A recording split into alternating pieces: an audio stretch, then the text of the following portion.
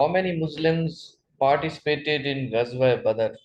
ग़ज़वा बदर में कितने मुसलमानों ने पार्टिसिपेट किया था? 313 सी ऑप्शन। 313 मुसलमानों ने शिरकत की थी और जो कुरैश मक्का थे उनकी तरफ से 1000 पार्टिसिपेंट्स थे। बदर बेसिकली एक एरिया था सऊदी अरब में, इस वजह से इसे ग़ज़वा बदर कहा जाता है और ये पहली जंग थी मुसलमानों की, जो कि 624 ईस्वी में होती है, 2 हिजरी। क्योंकि आप वसल्लम ने 622 ईस्वी को हिजरत की थी मक्का से मदीना की तरफ, तो वहां से हिजरी ईयर स्टार्ट होता है। 623 फर्स्ट हिजरी, 624 सेकंड हिजरी। तो 624 ईस्वी में हुई थी। इसमें मुसलमानों की तरफ से जो हेड थे वो आप वसल्लम थे, और कुरैश मक्का की तरफ से लीड किया था अबू जहल ने।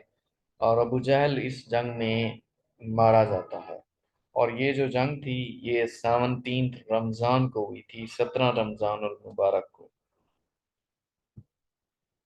Queen Khaizuran was a wife of queen Khaizuran किसकी बीवी थी? अल मेहदी की। अल मेहदी की। अब ये जो क्वीन खिजैरन थी ये बेसिकली वाइफ थी अब्बास कैलिफ अल मेहदी की। अभी ये जो क्वेश्चन आया हुआ है, बेसिकली ये अब्बासिद कैलिफ था। अब्बासी डायनेस्टी आपको पता है, 750 से 1258 तक अब्बासी डायनेस्टी थी, और उसके जो कैलिफ गुजरे हैं वो बहुत ज्यादा थे। तो उसमें से अब्बासी कैलिफ थे अल मेहदी, उनकी ये बेगम थी। और ये माँ भी थी किसकी? कैलिफ अल हैदी और हारून और रशीद। ये दोनों खलीफा भी बने थे, और ये उनकी वालदा थी क्वीन खिजरैन। और क्वीन खिजरैन ने रूल किया था एज ए अब्बासिद कैलिफ 775 से लेकर 789 तक। हु स्टूड अगेंस्ट अकबर दीन इलाही? कौन अकबर की दीन इलाही के खिलाफ खड़ा हुआ था, जिसने आवाज उठाई थी? ख्वाजा बाकी बिल्ला था। अब दीन इलाही क्या चीज है? दीन इलाही बेसिकली इसने ना अकबर ने, क्योंकि इसने शादियां की हुई थी हिंदुओं के साथ, हिंदू लड़कियों के साथ इसने शादियां की हुई थी, और हिंदुओं की इन्वॉल्वमेंट कुछ ज्यादा हो गई थी इसके अंदर। तो हिंदुओं ने उसको कहा, इन्वॉल्वमेंट जब ज्यादा हुई तो फिर उन्होंने हिंदी, मुस्लिम और डिफरेंट रिलीजन्स को मिलाकर एक दीन बना दिया, जिसका नाम इसने रख दिया दीन इलाही। और ये इसने 1582 में बनाया था, क्योंकि ये इक़्तिदार में था, हेड था, मुगल एम्परर था उस वक्त। और फतेहपुर सीकरी में इसने कहा था, बनाया था। आगरा में है फतेहपुर सीकरी, और इसको लीड कर रहा था अकबर। तो इसके खिलाफ बहुत ज़्यादा आवाज़ उठाई मुसलमानों ने, जो कि मुसलमान उस वक्त स्कॉलर थे, मजहबी एनालिस्ट थे। उन्होंने इसके खिलाफ जो है बहुत ज़्यादा आवाज़ उठाई, इसके खिलाफ हो गए। उनमें ख्वाजा बाकी बिल्ला भी थे। A is the right option. Proverb है still water run deep. Deep is a. अब एक प्रोवर्ब है स्टिल वाटर रन्स डीप, जो पानी है वो नीचे की जाने बहता चला जाता है, गहराई देखता है। तो इसमें वो पूछ रहा है डीप क्या चीज है? डीप एडवर्ब है। एडवर्ब ऐसी चीज जो वर्ब को मॉडिफाई करे वो एडवर्ब होती है। ये याद रखना है आपने। जो चीज वर्ब को मॉडिफाई करे, वर्ब की स्पेसिफिकेशन बताए, वो एडवर्ब होती है। अब इसमें देखें, still water runs deep. Runs क्या चीज है? Run, rain, run. रन एक वर्ब है, और उस वर्ब को मॉडिफाई क्या चीज कर रही है? डीप कर रहा है। रन बह रहा है, डीप जो है किसको मॉडिफाई कर रहा है? रन को कर रहा है ना, कि बहता है। सो जो चीज वर्ब को मॉडिफाई करे वो हमेशा एडवर्ब होती है। ए इज राइट ऑप्शन। और एडजेक्टिव का सुन लें, एडजेक्टिव हमेशा नाउन को मॉडिफाई कर रहा होता है। जो चीज नाउन को मॉडिफाई करे वो एडजेक्टिव होती है, और जो चीज वर्ब को मॉडिफाई करे वो एडवर्ब होती है। Who is the architect of Deccan policy? Architect कौन था दक्कन पॉलिसी का? किसने दक्कन पॉलिसी बनाई थी? औरंगजेब आलमगीर ने बनाई थी बेसिकली। औरंगजेब औरंगजेब आलमगीर बेसिकली बहुत ही ज्यादा मुत्तकी था, परहेजगार इंसान था, 5 वक्त का नमाजी था। इसके दौर में मुसलमानों की सल्तनत, ये जो मुगल एम्परर थी, बहुत ज्यादा वसी हो गई, बढ़ी। इसके अलावा इसने ड्रैकोनियन शरिया लॉ दिया था दक्कन में ही, जो कि इस्लामिक लीगल प्रेस्क्रिप्शन थी। दक्कन में इसने जारी किया, जिसमें हिंदू, सिख और मुसलमानों के लिए थी कि वो अपने कंजर्वेटिव व्यूज नहीं दे सकते, कंजर्वेटिव व्यूज, तंग नजरी नहीं दिखा सकते। सो ये दक्कन में इसने ये ला दिया था, इस वजह से इसे दक्कन पॉलिसी कहा जाता है। औरंगजेब आलमगीर इसका आर्किटेक्ट था, देने वाला था, बनाने वाला था। You are angry to me on this matter. आप मुझसे गुस्से हैं इस मैटर। एंग्री टू होता है जब आप किसी मैटर पे बात कर रहे हो, किसी भी मामलात पे बात कर रहे हो, मैटर के लिए एंग्री टू होता है। किसी पर्सन के बारे में डिस्कस कर रहे हैं, किसी पर्सन से नाराज हैं, फिर एंग्री विद आता है। You are angry with me, फिर एंग्री विद आएगा अगर किसी पर्सन के साथ है। और मैटर अगर डिस्कस हो रहा है, ऑन दिस मैटर कह रहा है, मैटर पे है, तो फिर एंग्री टू आता है। Iberian Peninsula Muslim forced conversion to Christianity. Iberian Peninsula basically Europe में है। हमने मैप में पढ़ा था ज्योग्राफी में, और मुसलमानों को ज़बरदस्ती कन्वर्ट किया जा रहा था क्रिश्चियनिटी मज़हब में, क्रिश्चियनिटी रिलीजन में। तो उसको क्या कहते हैं? उसको मॉरिस कॉज कहते हैं। Morris cause force conversion of Muslims into Christianity religions. मुसलमानों को जबरदस्ती कन्वर्ट करना मॉरिसिस होता है, मॉरिस कॉज होता है। President Mohammad al Gaddafi belongs to which country? President Mohammad al Gaddafi किस कंट्री से बिलोंग करते थे? लीबिया से करते थे। बेसिकली ये मुअम्मर अल कजाफी कॉलोनियल थे, और ये लीबिया के प्रेसिडेंट रहे हैं 1969 से लेकर अपनी डेथ तक, 2011 तक। और फिर इनकी असैसिनेशन हो जाती है, 2011 में कत्ल हो जाता है, तो ये फिर हट जाते हैं। सो मुअम्मर सर, कज्जाफी। लाहौर का कजाफी स्टेडियम भी इन्हीं के नाम था। हाँ बिल्कुल। मुअम्मर कज्जाफी जो थे बेसिकली 19, ये टेन्योर याद रखना एग्जाम में आता है, 1969 टू 2011। 2011 में इनकी असैसिनेशन हो जाती है, तो फिर इनकी डेथ हो गई, उसके बाद इसका टेन्योर एंड है। अब लिबिया का जो कैपिटल है वो ट्रिपोली है। ईरान का जो कैपिटल है वो तेहरान है। और सीरिया का कैपिटल दमस्कस है।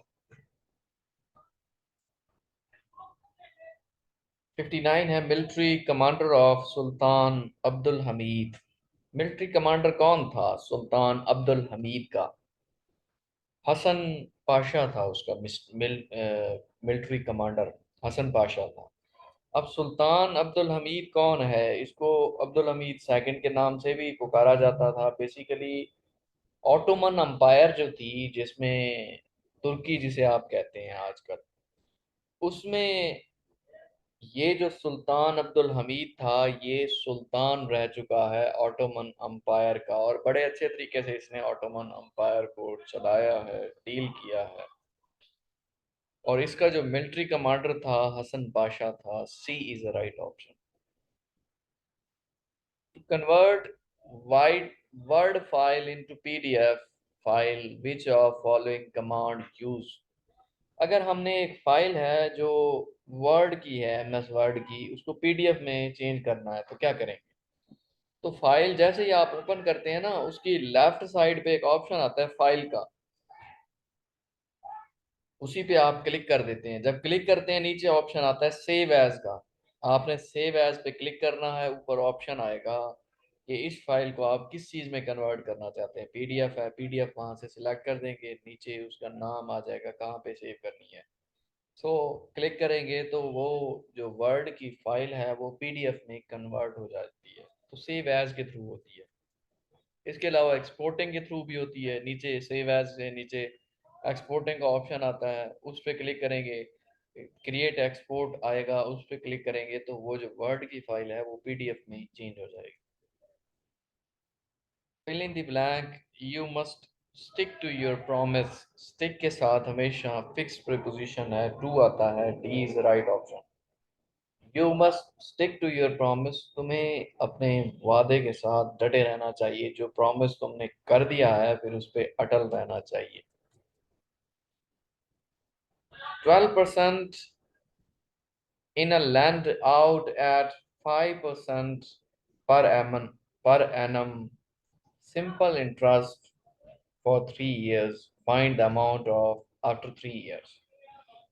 देखें, 1200 एक जमीन का किराया है और उसे लैंड आउट दे दी गई है, लैंड दे दी गई है, किराए पे दे दी गई है। 5% आप इंटरेस्ट लेते हैं पर एनम के हिसाब से, या कोई भी चीज है 5% लेते हैं, और टेन्योर है 3 इयर्स। सो इसका जो फार्मूला होता है वो आपके सामने है। Amount is equal to P plus I. P plus I, इस फार्मूले को याद रखना है। अब अमाउंट हमने फाइंड करनी है। अब P कितनी दी हुई है, प्राइस है 1200, इसकी जगह हम 1200 लिख देंगे। अब I जो है आगे एक्सपेंड होता है। I जो है ये तीन हिस्सों हैं, PTR/100। ये I interest rate, PTR/100। P से प्राइस, T से टेन्योर, R से रेट। प्राइस कितनी है 1200, टेन्योर कितना है 3 इयर्स, रेट कितना है 5%, डिवाइडेड बाय परसेंटेज है तो डिवाइडेड बाय 100 आ जाएगा। अब आपने क्या करना है, 1200 को 3 से मल्टीप्लाई करना है और 5 से मल्टीप्लाई करना है। तो जितनी अमाउंट आएगी, इसकी जितनी अमाउंट आएगी इस 1200 में ऐड कर देना है और 100 पे डिवाइड करना है, तो हमारा आंसर आएगा 1380। यही हमारा राइट ऑप्शन है, B is right option. 1300 is a total amount that has to pay. Pakistan is situated in which continent? Pakistan किस कॉन्टिनेंट में पाया जाता है? ये तो बहुत ही आसान है, पाकिस्तान एशिया में है। अगर एशिया की साइड पूछे तो किस साइड पे है? साउथ एशिया में है पाकिस्तान भी, इंडिया भी, श्रीलंका भी, बांग्लादेश भी साउथ एशिया में है। सो यहाँ पे सिंपल पूछा हुआ है किस कॉन्टिनेंट में है Pakistan, Asia continent. Second governor general of Pakistan was Khawaja Nazimuddin. अब जब पाकिस्तान आज़ाद हुआ तो प्रेसिडेंट तो था नहीं शुरू में, तो गवर्नर जनरल का टेन्योर था। पहले कायद आज़म मोहम्मद जिन्ना थे 1947 से 48, फिर ख्वाजा नजमुद्दीन आए 48 से 51, फिर गुलाम मोहम्मद आए 51 से 55, फिर सिकंदर मिर्जा आए 55 से 56। और इसमें से फिर पूछता है कि शॉर्टेस्ट टेन्योर किसका था? सिकंदर मिर्जा का था। लॉन्गेस्ट टेन्योर किसका था? गुलाम मोहम्मद का था। Change the voice. अब पैसिवाइज दिया हुआ है, इसको एक्टिवाइज बनाना है। Movies are not watched by me. अब पैसिवाइज दिया हुआ है, इसको हम एक्टिवाइज बनाते हैं। देखें, ये जो ए सेंटेंस है ना, ये बिल्कुल राइट है। I do not watch movies. जब इसको पैसिवाइज बनाएंगे मूवीज पहले आ जाएगा। मूवीज, अब डू नॉट है, प्रेजेंट इंडेफिनिट टेंस है। जब प्रेजेंट इंडेफिनिट टेंस को चेंज किया जाता है पैसिवाइज में तो इज एम आर आता है।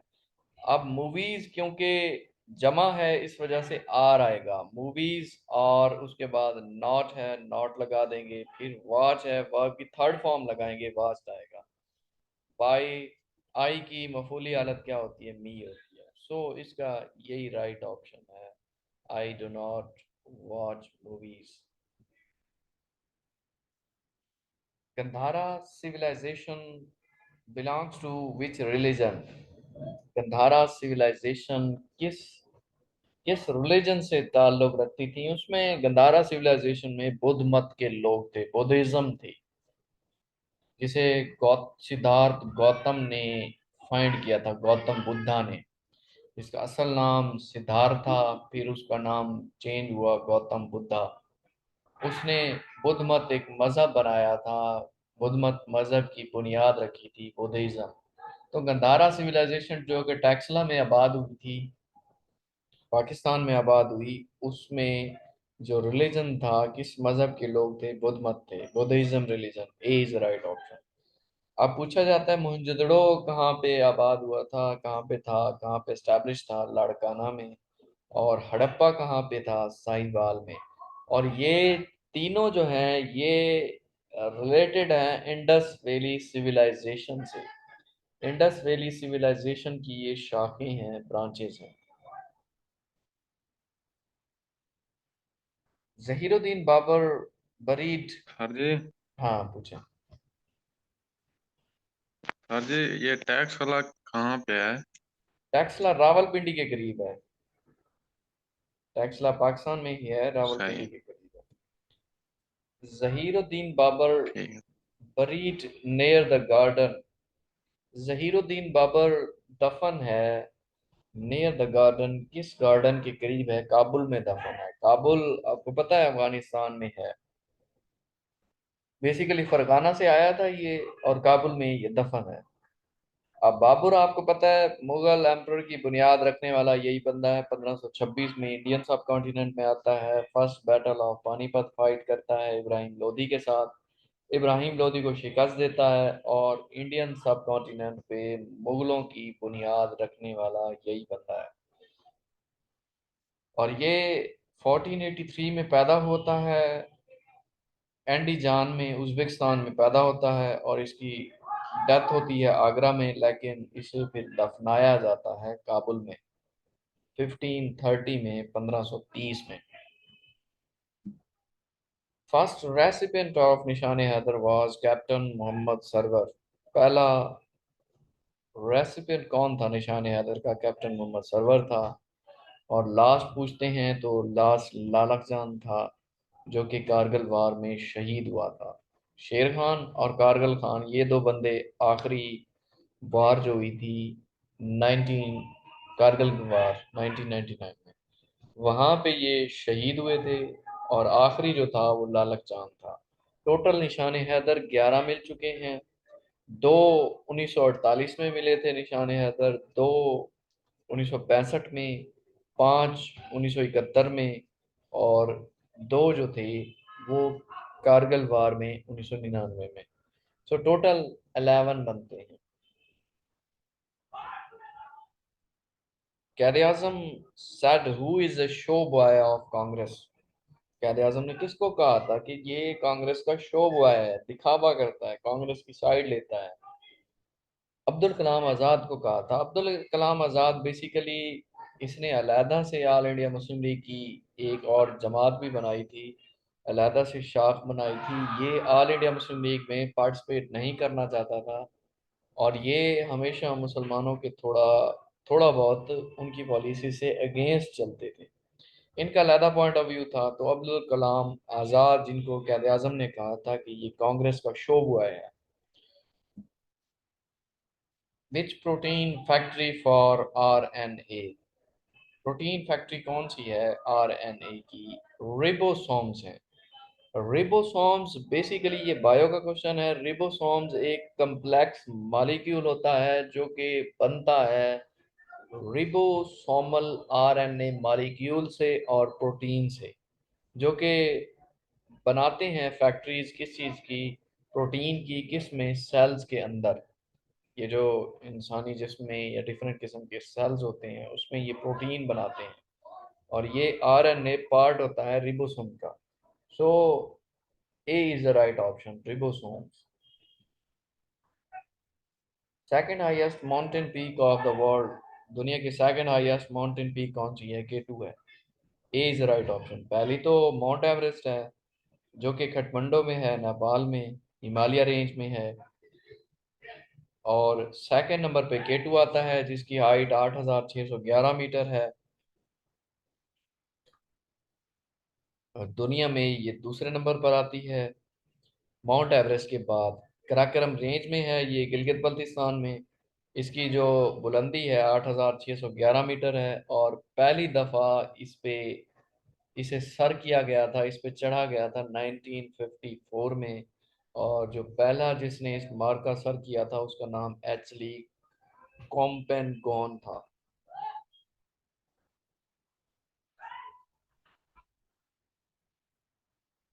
Who composed the music of national anthem?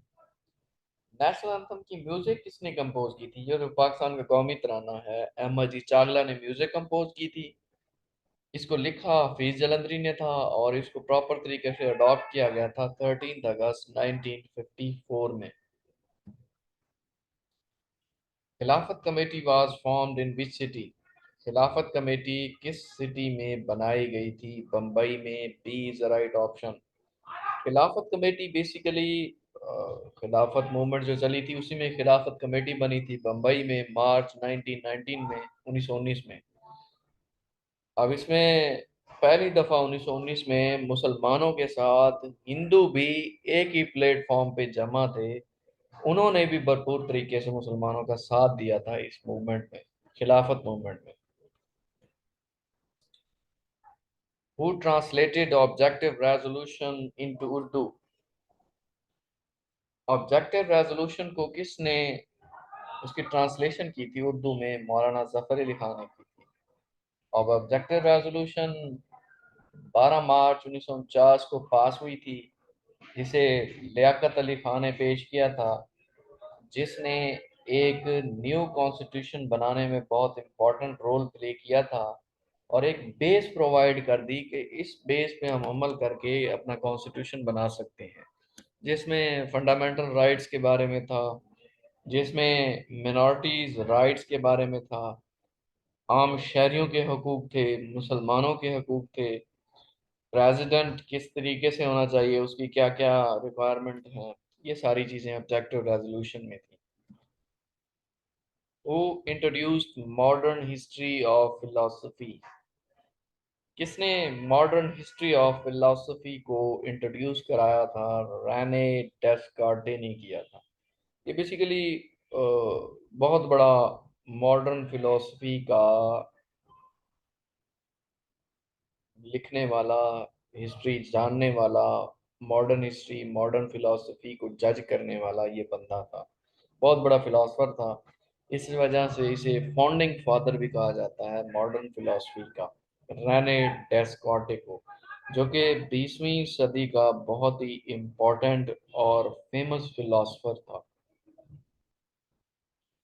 Where is the headquarter of SAARC? SAARC का हेडक्वार्टर कहाँ पे है? काठमांडू में है।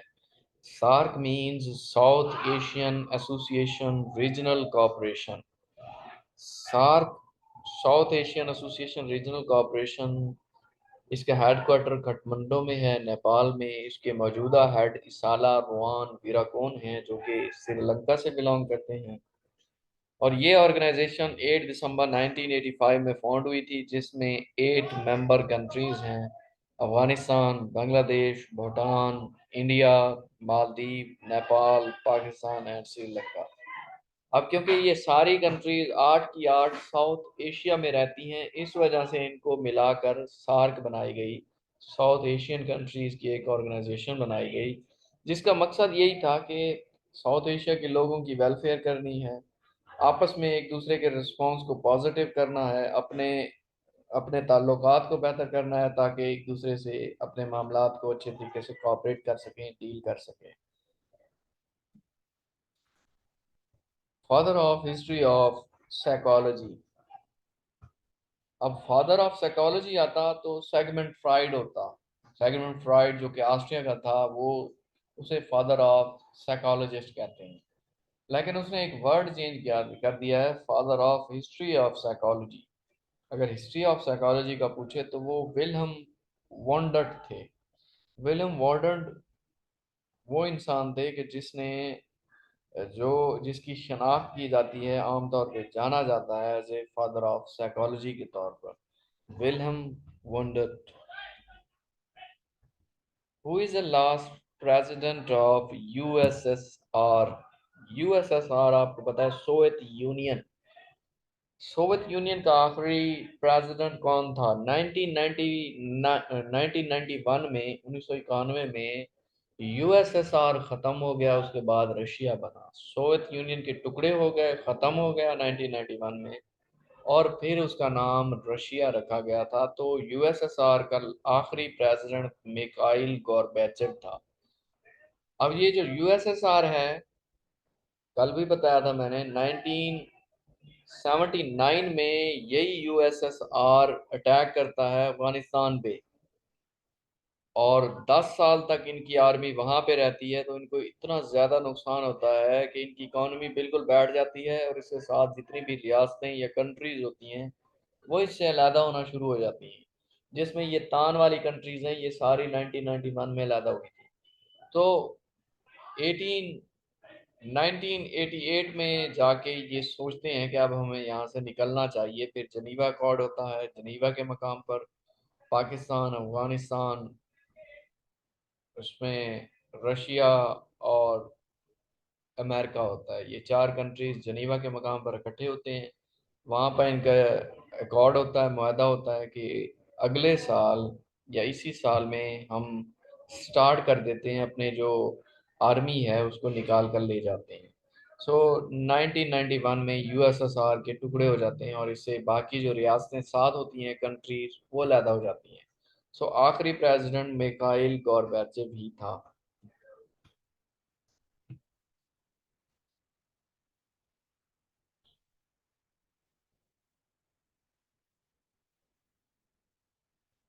जी, नेक्स्ट क्वेश्चन है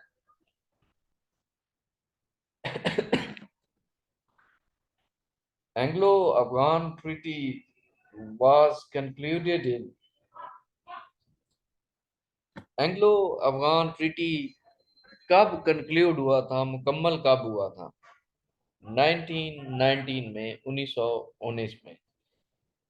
ये बेसिकली एक मायदा था यूके और एमिरेट्स ऑफ अफगानिस्तान के दरमियान, क्योंकि इनकी जंग लगी हुई थी। तो जंग को रोकने के लिए, जिसे इस वार को थर्ड एंग्लो अफगान वार कहते थे, और ये ट्रीटी 1919 में हुआ। इसके थ्रू वो जो जंग थी वो ख़त्म हो गई, बिल्कुल एंड हो गई।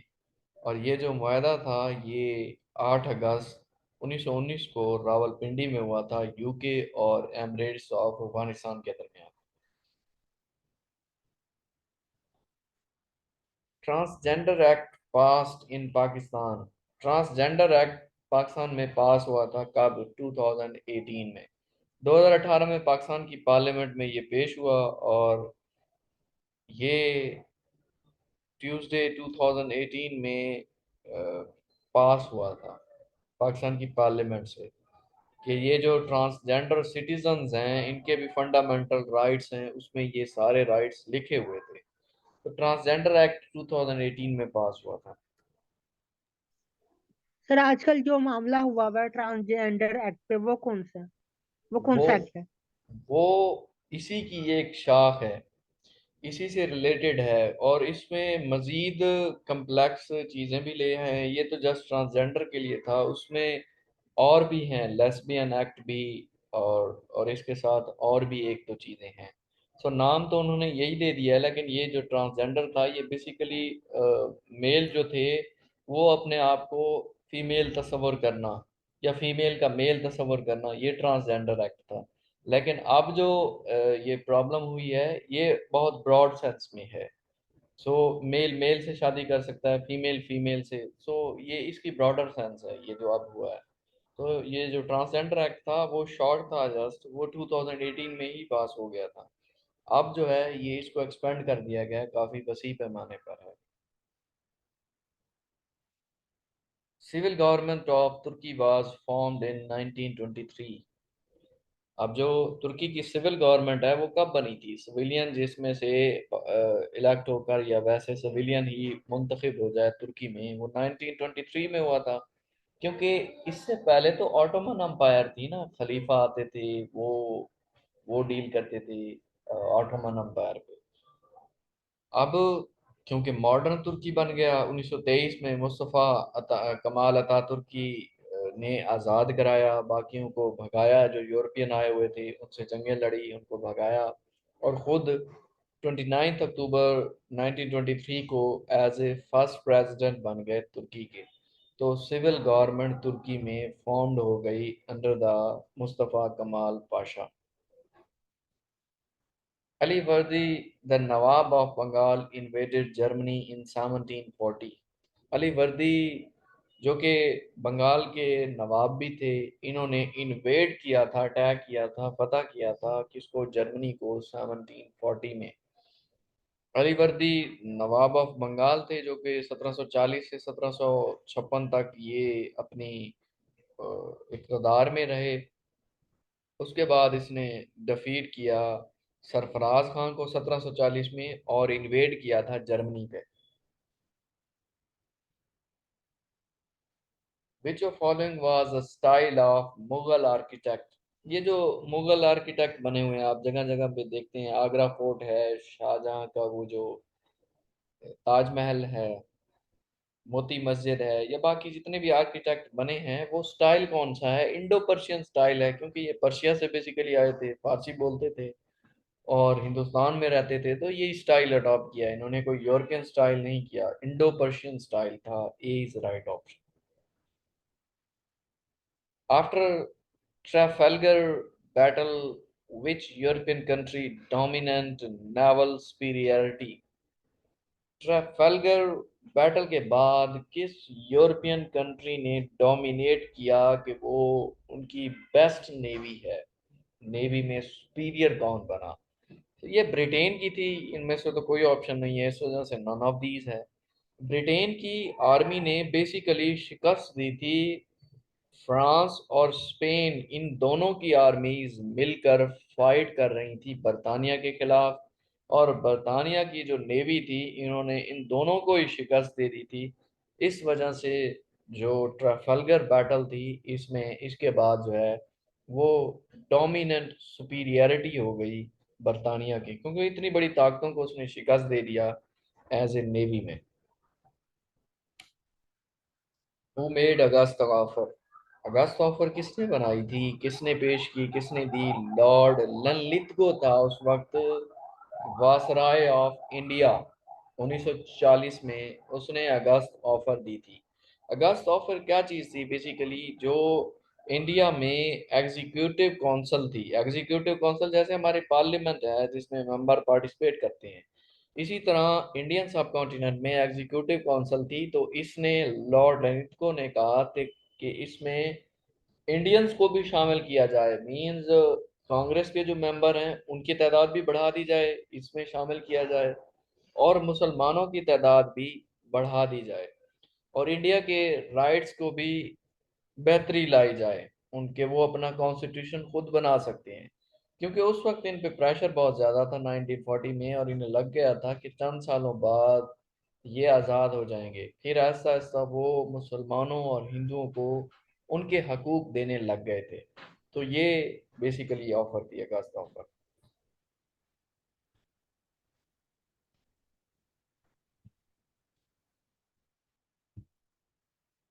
Next, which of following country recognise Pakistan first. Pakistan जब आज़ाद हुआ तो कौन सी कंट्री पहली थी जिसने पाकिस्तान को रिकग्नाइज किया था, चाइना था, ये ईरान था। A is the right option. Iran ने सबसे पहले पाकिस्तान को रिकग्नाइज किया था, और सबसे पहले मुखालफत की थी अफगानिस्तान ने, उसने रिकग्नाइज नहीं किया था उस, बल्कि वो अगेंस्ट गया था पाकिस्तान के। तो ये ईरान इज राइट ऑप्शन। अब इनका कैपिटल, ईरान का कैपिटल तेहरान है, सीरिया का दमस्कस है, और अफगानिस्तान का काबुल है। Shimla deputation of 1906 led by sir Aga Khan. Shimla deputation 1906 में हुआ था, किसने डील किया था, सदारत या हेड कौन था, सर आगा खान थे।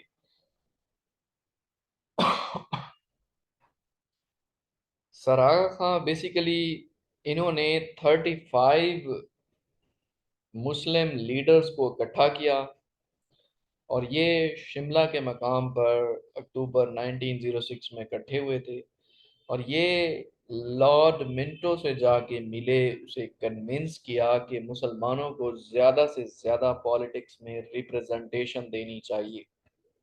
सो वायसराय ऑफ इंडिया इस बात पे एग्री हुआ था। इस वजह से फिर ऑल इंडिया मुस्लिम लीग बनाई गई ताकि मुसलमानों की एक जमात हो अलहदा से और वो उसको रिप्रेजेंट भी कर सकें।